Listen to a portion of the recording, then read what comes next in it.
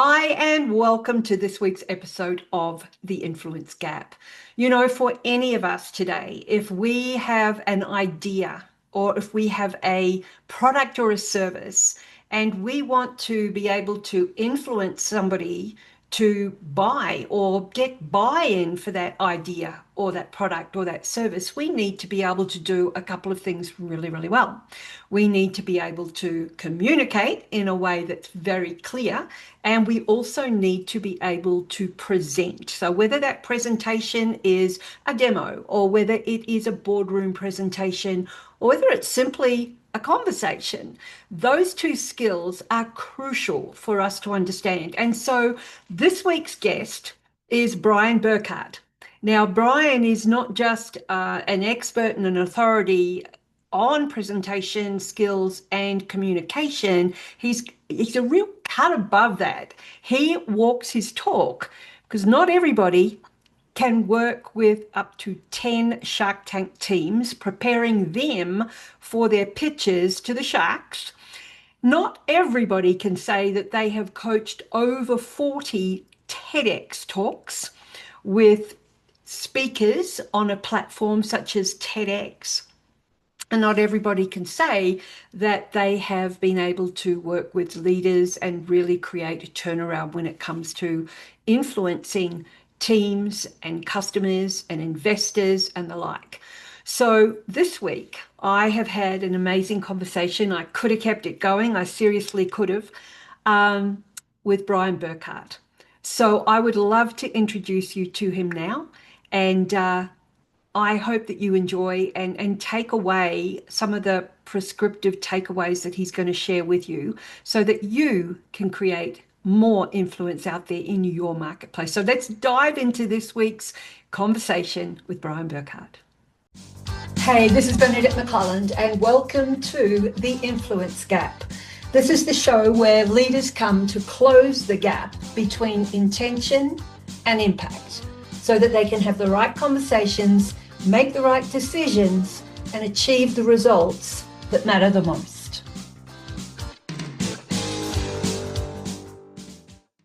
Brian Burkhart, welcome to The Influence Gap. It's super good to be with you, Bernadette. Thanks for having me. I'm so excited. We had this conversation a couple of weeks ago, and when I jumped off the phone, I just knew that the value that you had would be perfect for my audience of sales leaders, sales professionals, business owners. So it's because I'm very tall and I look exactly like Dwayne "The Rock" Johnson. I mean, the spitting image. I get stopped a lot in airports and have to sign autographs. It's the burden I am, forced to deal with, but it's okay. I think your audience will appreciate that. It'll be fine. It'll be fine. God-given gifts. There we go. And a beautiful sense of humor. So let's get into this because I am really curious. I'm serious. I jumped off the call and I thought, at what point does somebody decide to go down not just a path of presentation skills and communication, because that can be very vanilla at times, but you've amped it up. I mean, seriously, you're at that level, 10 Shark Tank teams and 40 plus TEDx talks. So what's the path what was the moment that led you down that path? Oh, that's a big question, Bernadette. There's a lot there. Let's tee off big. The origin story was little Brian. I was a 10-year-old running for student council president. And I remember very clearly standing in the lectern in front of my whole school. And I knew I was going to win. I mean, I just knew. And it wasn't because I was special. I mean, I was 10. It wasn't like it was some amazing platform. It was just in that moment, I had the ability to communicate unlike any other 10-year-old. And I could feel in that moment the power of really amazing communication. I did. My running mate and I, we won in a landslide, which was awesome. But I was never the smartest kid, the best looking kid, the smartest kid, etc. But I had that thing. And then as I became more and more into my adult life, the science and the art of it kind of came together. And then I think the other part about that is I recognized something pretty early, and I talk about it all the time. For so many people, sales leaders very much probably at the top of that list. There is a thing about both conformity and perfection. They are kissing cousins. They are not the same, but they are very, very similar. When it comes to things like sales teams, we conform. We look the part. We follow the path. We adopt the language, things like acronym and some of the stories of the institution. We conform. We follow the well-worn path like mules with our head down, one foot in front of the other. And then once we're in, to prove that we belong, we strive for perfection. We try to absolutely nail the LinkedIn bio or the really amazing social media post, or we crush that RFP reply, or when our sales manager joins us in a field day, we have that perfect itinerary with the amazing clients and everything is perfect. But what's missing? You. The problem with conformity and perfection is it actually starves us of the thing that is most important, and that is us. It removes our individuality. It removes our fingerprints. It removes the artistry of it all. And that's the thing that no AI, no large language model, you name it, it's not going to fill that gap in for us. And so I want people to never, ever, ever strive towards conformity or perfection. I love it because we're hearing that it's almost becoming a cliche now. It's almost as though everybody's saying, which they are saying, and which is true as well, is that with AI coming on board, the differentiator is you. I mean, I'm saying it as well. There's got to be something to back it up, though. And so you used a word when you said that about 10-year-old Brian. You used the word feel. And so I'm really curious, if we are to beat AI and we show up as ourselves, and I know you do a bit of work around Simon Sinek's why. I believe he's missing the circle, which is the inner one, which is the who. And so we come up and we show up. Our differentiator is ourselves. When we look at leaders or sales professionals, business owners, whoever it is, at some point you are presenting or you are communicating, and what do you see outside of just saying you? What do you see as the differentiator between being able to move somebody and simply delivering information? This is my favorite thing in the world. We did not plan this. Your No, listeners need to know this was not planned, Bernadette. You know nothing about what I'm going to ask you. No, what you're talking about is the thing that is so ridiculously important to me. So I like to say that I'm an artist who also happens to be a potter. I make a lump of raw clay at a wheel from nothing into hopefully something both beautiful and useful. And believe it or not, art, the notion of being an artist, is exactly the thing you're describing. It's the difference. See, art, as I define it, is the unnecessary thing that we do purposefully to move someone. The unnecessary thing we do purposefully to move someone. The best way I can describe that people will kind of smile maybe, sprinkles on a cupcake. Sprinkles provide zero nutritional value, literally none. It actually costs more money and more time to put them on the cupcake. But boy, oh boy, can we feel the difference even in our mind's eye if you think about a plain old boring cupcake or one with sprinkles. We feel it. We don't need turn down service at a hotel. I mean, we know how to turn the light on and move the sheet back. We can do that, but it sure is nice. Those little moments of feel, they come from an artistic place. I do have it right here. I'm doing a speech in a couple of days and I'm getting all my stuff together. So I happen to have this right next to me. This is a very typical utilitarian white cereal bowl that you would buy at a place like Walmart, Target, Amazon, you name it. This is a very good bowl. It will stand the test of time. It will hold all the things you need it to hold. It's dishwasher safe, microwavable, cheap, very useful bowl. This is my bowl. I made this. It literally has my fingerprints on it. And they are roughly the same size, shape, utility, etc. But even through things like this digital platform, I know that you can feel the difference. It's not that one's so much better or so much more beautiful. One's just of me. This is machine made, stamped out 1,000,000 times over, identical, perfect, boring. This is one of one. And yeah, it's identical in function and form, but it is not the same. People, we need you to be artists. We need you to feel. Yeah, I do agree with that. And I mean, if we take the the fact that you have worked with corporates, sales teams, definitely. TEDx speakers, so there's the speaking stage. Shark Tank, so there we're talking pitching. Yeah, absolutely. So we've got a real mixed bag.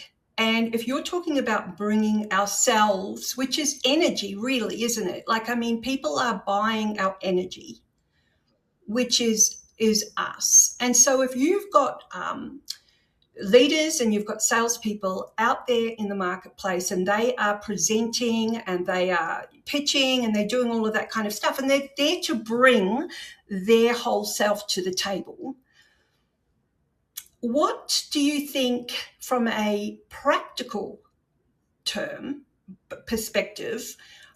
Credibility is a huge part of this. And I guess that's trust. That leads to trust as well. So, what are some of the, prescriptive, a couple of prescriptive tactical ways that people can do that? You're asking me how, and that is the $1,000,000 question. You actually teased it a moment ago when you talked about Simon Sinek. Whether you want to add a fourth circle or not, the book and that whole mantra is around the notion of starting with why. I've had the fortune of working with Simon a little bit and spending a lot of time on this. And I feel like I've actually created a little easier path for people because finding your why, discovering your purpose is really hard. Mm-hmm. What I'm going to share may not be much easier, but I think it's a skosh. I believe that everything in that notion of how do I do this begins by first and foremost knowing what it is that you stand for, what your core beliefs are. My book, Stand for Something, is inherently wrong. I wrote it in 2019. It took COVID for me to actually really, truly understand what it is that I stand for. And once I got it right, literally everything changed. And the reason that is because beliefs inform feelings. My belief, what I stand for, is elevating people, which means I want that feel to go two ways. I want to feel like I've done the elevating, and I want the person to feel like they've been elevated. And once you know what you believe, those feelings are so clearly informed, the actions just become simple. It can sound preposterous, and it can certainly drive people like my wife nuts. But it's stuff like when we go to a restaurant, I feel almost like it's my job to make sure that the server that's taking care of us has a day that they've been elevated. And I don't necessarily mean just a big honking tip, although that could be part of it. I just making sure that they feel seen and heard and that they know that they matter. And so, long-winded way of getting into it, and I apologize, Bernadette, but the truth is, if you take the vast majority of both organizations and the people within those organizations and say, what do you stand for? What are your core beliefs? You're going to get a muddled mess. People don't know. They don't take the time to talk to codify it. That's the key. Once you know, everything's easy. Then that's how you go out to the world. I'll give you one example, and I promise to then shut up. One of my favorite clients, incredible head of sales, runs a big team worth the firm billions of dollars, and he is so truly deeply, I mean, like cellular level, DNA level, all about family. I mean, he literally has his sales teams come to his house where his 80-something-year-old mom makes meatballs and gravy. I mean, like, for real, family. Everything he does, everything comes from that core belief of family, and you feel it. And he knows how to lean into that feeling, how to express it in a way that truly is authentic and real. But he couldn't do that if he didn't know what he stood for. You got to know your core beliefs first. So I just want to clarify something here for the listeners, is when you say core beliefs, we all have our own bias. We all have our own beliefs. Are you talking about limiting beliefs there, or are you talking about a different kind of belief?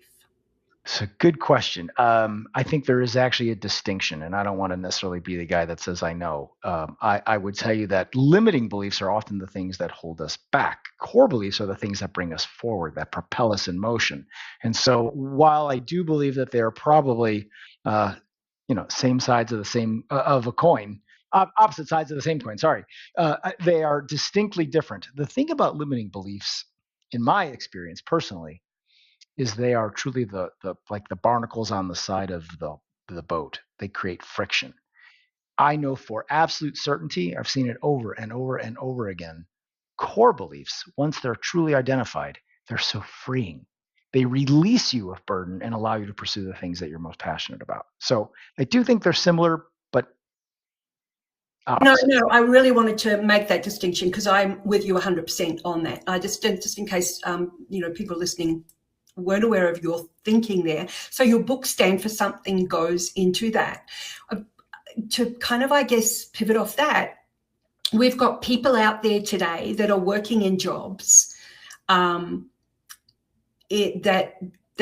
haven't bought in to the culture, or they haven't bought into the values of the company, or they haven't even bought into the leader because something is missing and they're going through the motions. You see it in sales all the time. There is no commitment.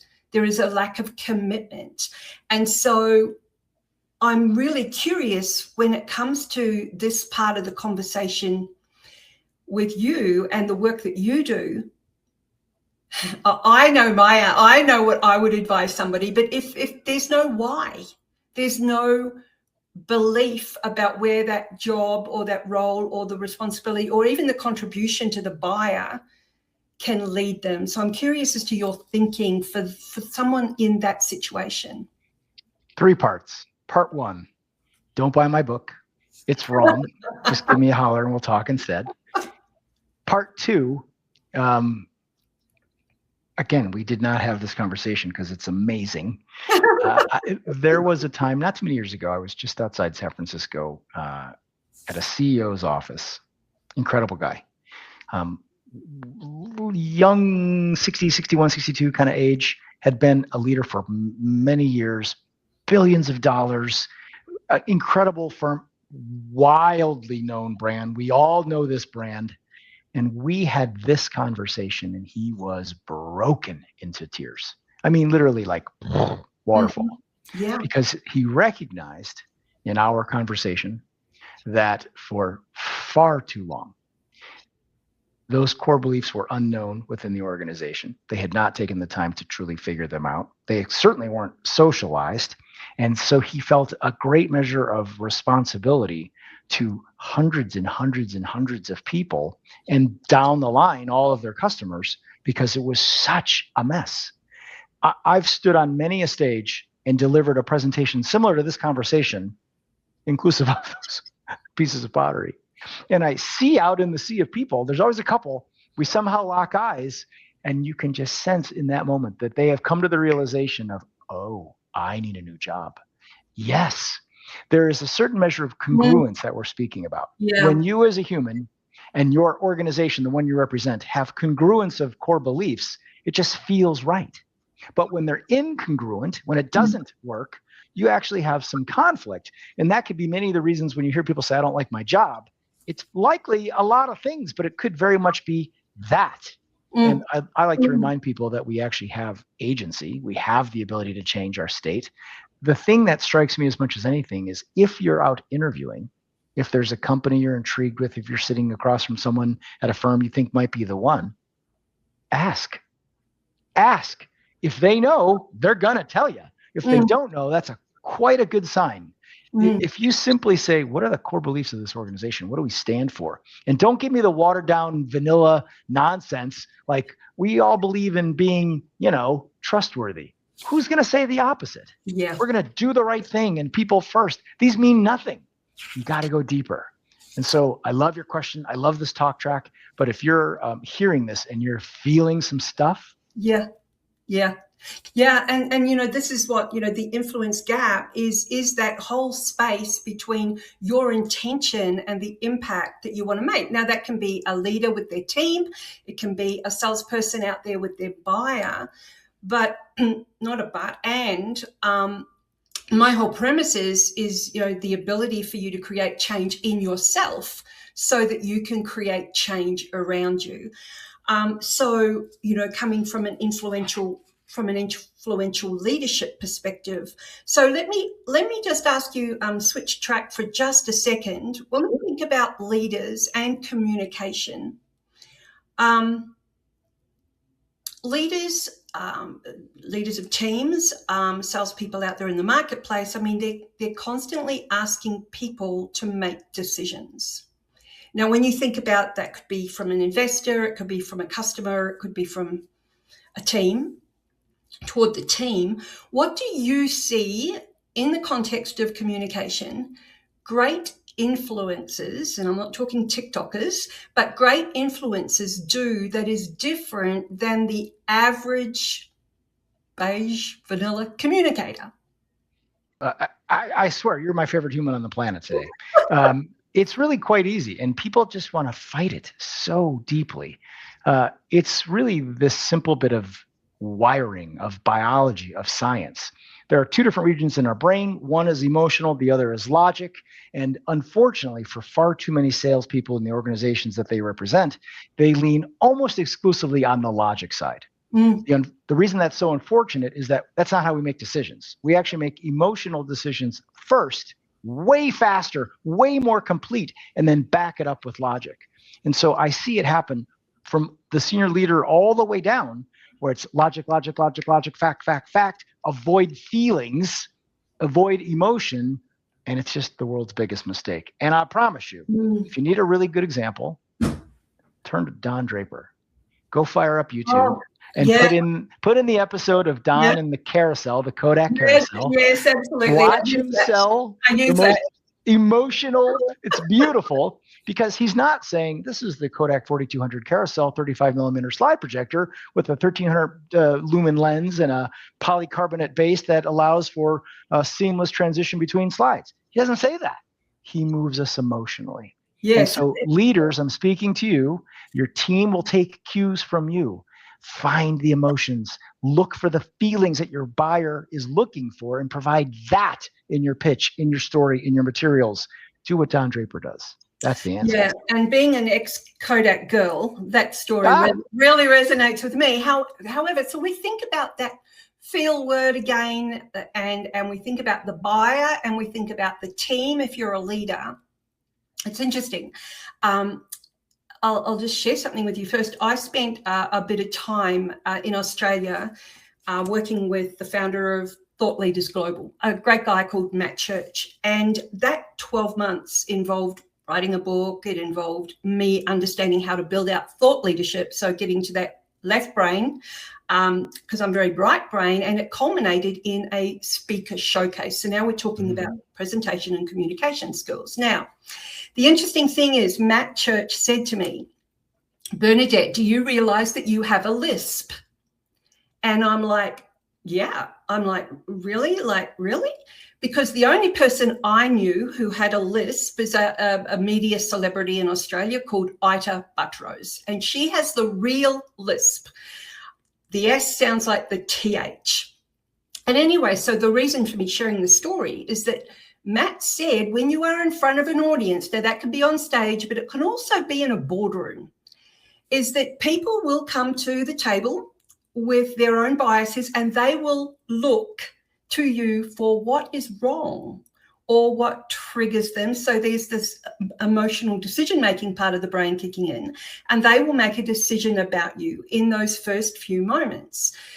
So for my presentation, Ita Buttrose coming from the printing and publication side, me coming from Xerox and Kodak, so there was that link. What I was able to do was I was able to bring in this potential negative trait and be able to link our two stories and be able to say, so one of my goals is always to be like Ita Buttrose. I'm even trying to get her lisp down pat. and the audience laughed. Now, I would never have thought about that for the fact that you said our audiences, and it could just be a couple of people in a boardroom, are waiting for us to stop talking about data and expertise and logic and bring in some emotion. So a story, as we know, story is part of that, but I'm really curious, would you say, or what would you share with the audience about the fact that their audience are probably unconsciously deciding something about them before they even get to their content, whatever that could be, a demo, it could be a PowerPoint, it could be anything. What are your thoughts on that? It was a big story. You're spot on. Of course, we all have heard, whether it's true or not, that things like the notion of standing in front of people, public speaking is more stressful than anything on the planet. More people would rather do it than, there's lots of horror stories of public speaking. The genesis of that, the root of it, comes from the notion that you are proactively choosing to be judged. You're going to stand in front of a group of people, and even before you open your mouth and say a single word, they're going to judge you, the way you look, the way you dress, the way you sound, the tone and timbre of your voice, and certainly the things that come out, the content of your words. You are being judged. It is actively happening. You are spot on. To combat that, to know going in full well that judgment is going to happen, I very consistently talk about the 3 C's of powerful communication. The 3 C's are clarity, conviction, and connection. Clarity, conviction, and connection. And if you think about those as levers, we've all sat through or perhaps been a part of presentations that likely needed a lever pulled. There are very few that actually can nail all 3 at any given time. More often than not, you're going to get 1, 1.5, 2, 2.25, but 3 is rare air. And so if you think about what Matt said to you and your response, what you actually created was a higher level of connection. Zhink, you had them. You pulled them right in. What you then needed to do was ensure that there was clarity of your message, that they understood you. We needed to make sure that the words being exchanged made sense to all parties. And then finally, a certain measure of this matters to you, Bernadette, conviction. Clarity, connection, conviction. Those are the 3.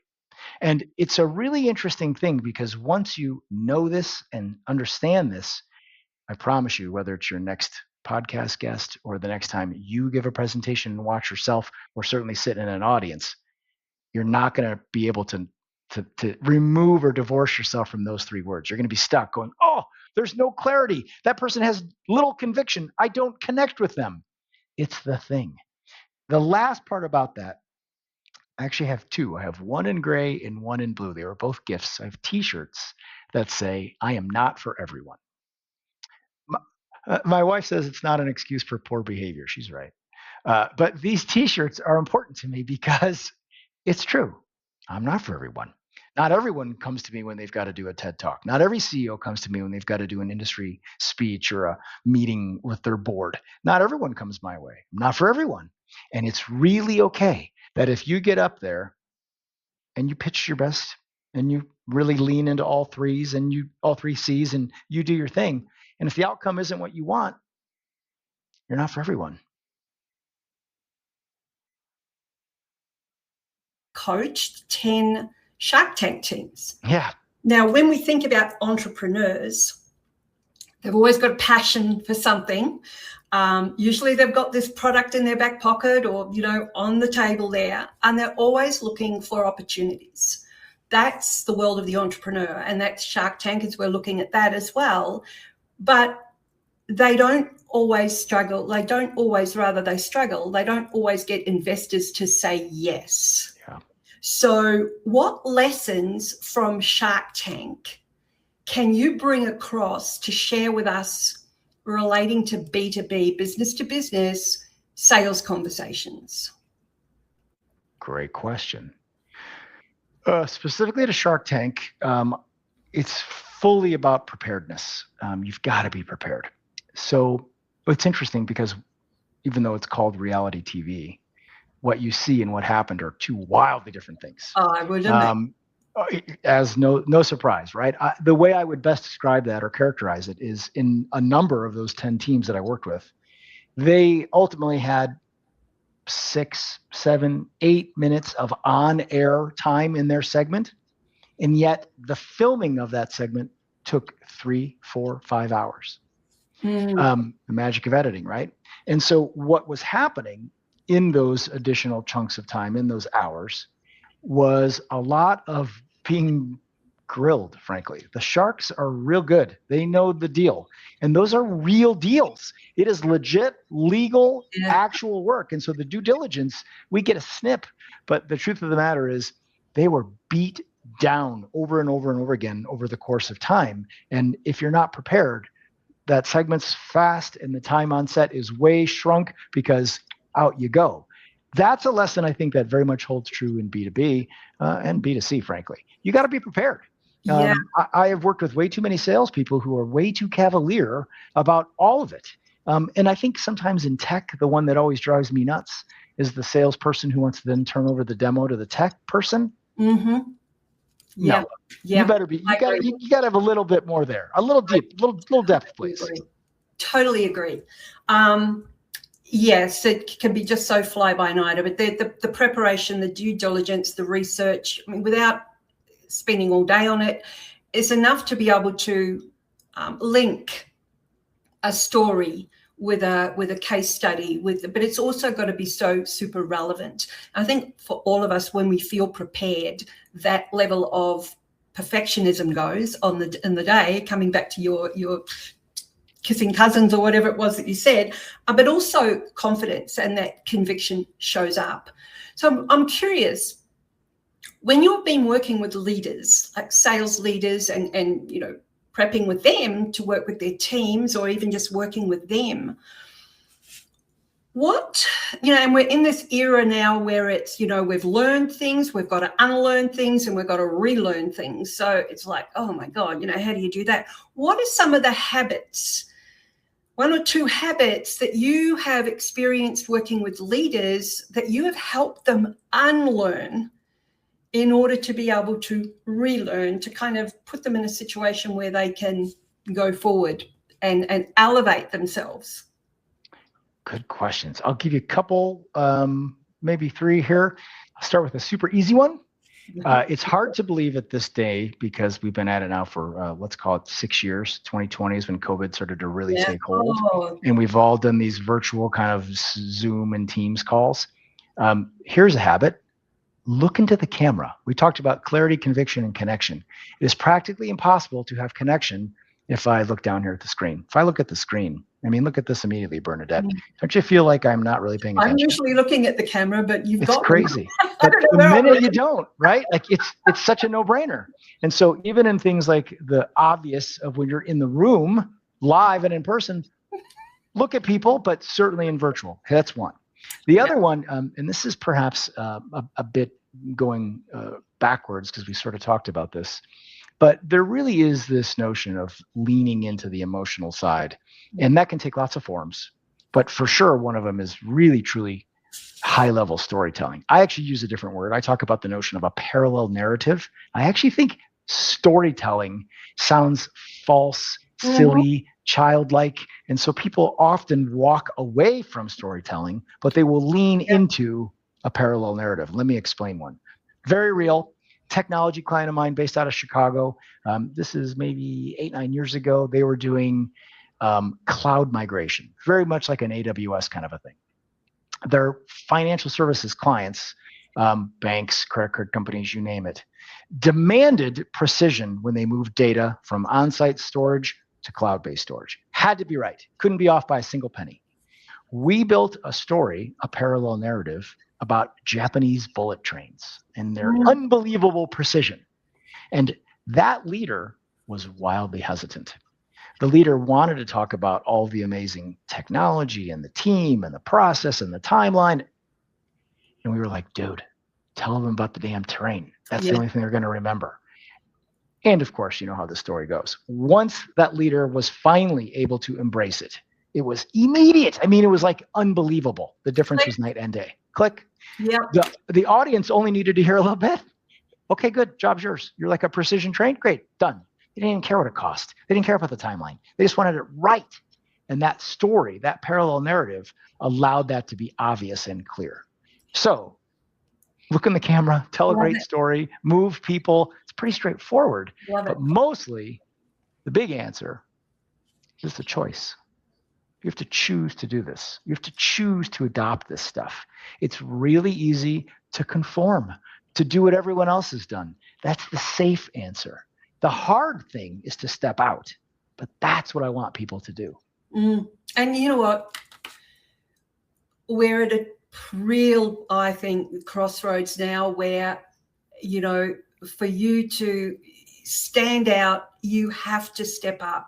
You have to choose. And I say this, we either are recreating the old and not realizing it, or we choose to create new. And so that choice in creating new is not just what we do, but it's who we become. I mean, I love that. And, let me make this abundantly clear to your listening audience here. I am another typical middle-aged white guy with my hair parted down the side, and I'm wearing a sport coat and comfy dress sneakers like everybody else. I don't have face tats and crazy hair. I don't have, pierced eyelids. There's a thing here. It's not just be crazy. I'm not asking you to wear a meat dress like Lady Gaga. I am saying, however, if you simply allow people to feel in your presence, if you allow emotions to be part of it, if you lean into the notion of being an artist and putting sprinkles on your cupcake, it actually works. And you'll feel better too. That's the crazy part. Remember, the thing about art, it's that idea that it's the unnecessary thing done purposefully to make someone feel. Well, that someone could be you. I feel better when I elevate that waiter or waitress at a restaurant. I feel better. Yeah. It's amazing how it works when those emotions are on display. I love it. I've loved this conversation. You can see why I loved the first conversation that I had with you. And yes, none of these, you did not know about these questions. So I would love for people to know how they can get in touch with you, Brian. Well, my company, I'm sorry, go ahead. I'm just saying, and I'm assuming that your book is on Amazon. Don't buy it. Don't buy it. It is, but don't buy it. Okay, so how can people get in touch with you? The easiest thing is to just send me an email. You can go to my website. It's Square Planet, as in round Earth. If you just send an email to info@squareplanet.com, it comes right to me. Of course, I'm on LinkedIn.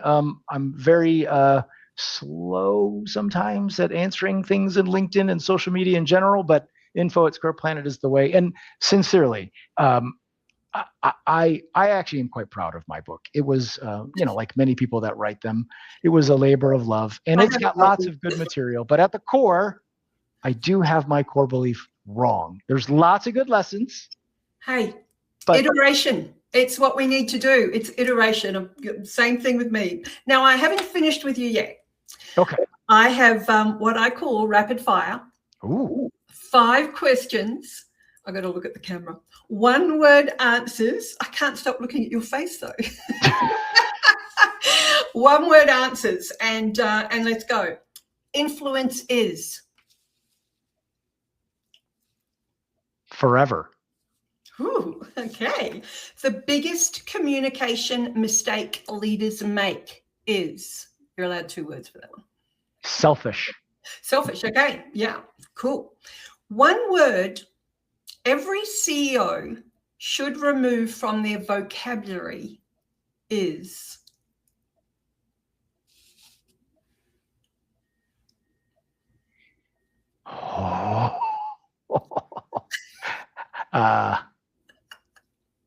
Hope.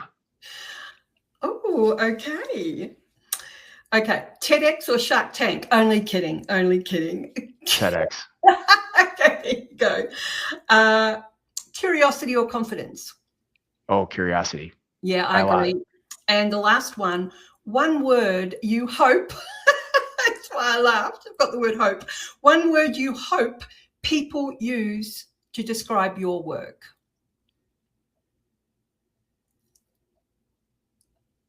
Powerful.